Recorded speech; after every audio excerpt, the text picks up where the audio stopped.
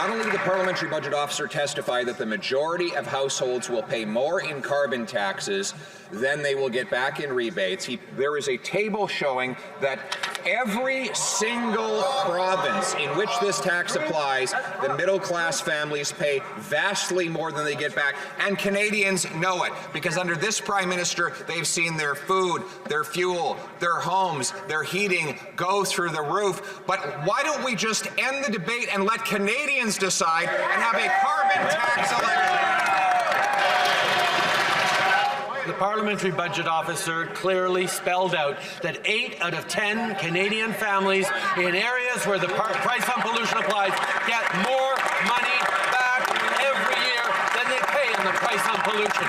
That's because we created a plan that not only is one of the strongest plans to fight climate change in the world, but it puts more money back in the pockets of middle-class Canadians as we build a stronger future, better careers, more competitiveness, and a safer environment for generations to come. That's the plan we have.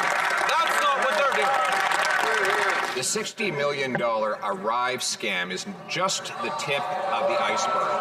We now learn that there are $5 million in additional fraud that has been identified by the Department of Public Procurement.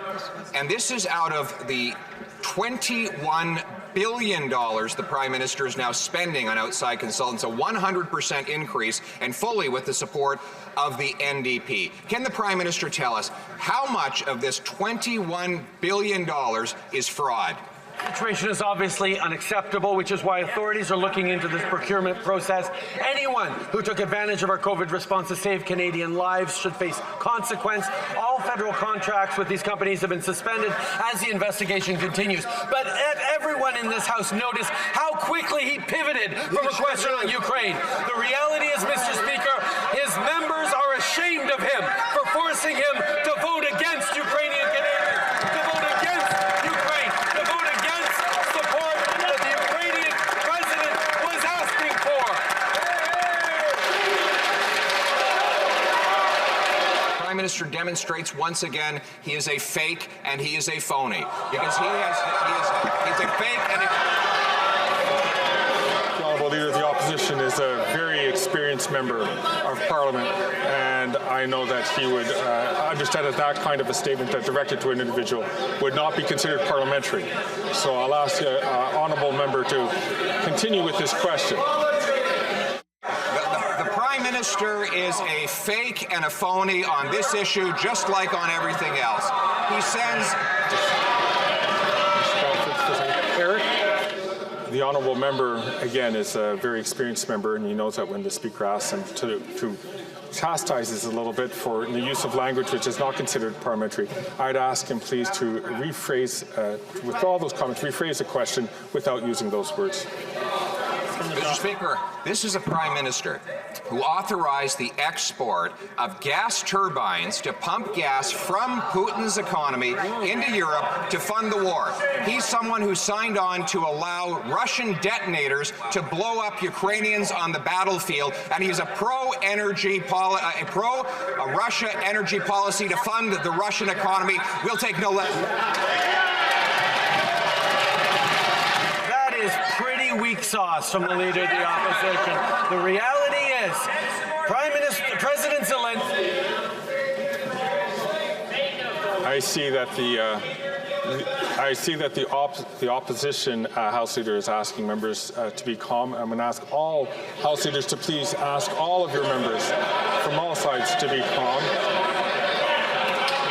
So, and I'll ask in particular the member from Dufferin-Caledon, please, to hold on until he has the time to speak. So, the Honourable Prime Minister, please. Mr. Speaker, the Leader of the Opposition is flailing in every way he can to try and divert the attention from the fact that his members voted against a request by President Zelensky himself to support a Canada-Ukraine free trade deal. The reality is, his constituents across the country feel betrayed by the Conservative Party voting against Ukraine. The Ukrainians asked for us to give missiles that Conservatives support to Ukraine, not to give turbines and detonators to Russia, which is what he has done.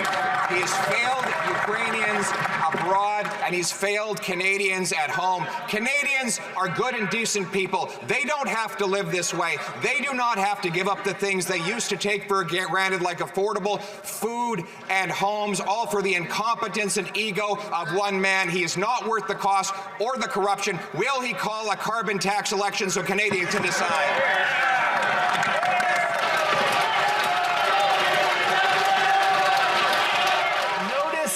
Desperate he is to try and find any excuse he can to justify their voting against Ukraine. And suddenly, he's not talking about the price on pollution that Ukraine put in itself years ago. He's not using that as an excuse, even though that was all we heard as the justification for why they voted against Ukraine, voted against Ukrainian Canadians, voted against the reconstruction of Ukraine that we are committed to through a free trade agreement. He stood in this House and voted against Ukraine and is now trying to do anything he can to hide from it. He let down Ukraine, and that showed who he is.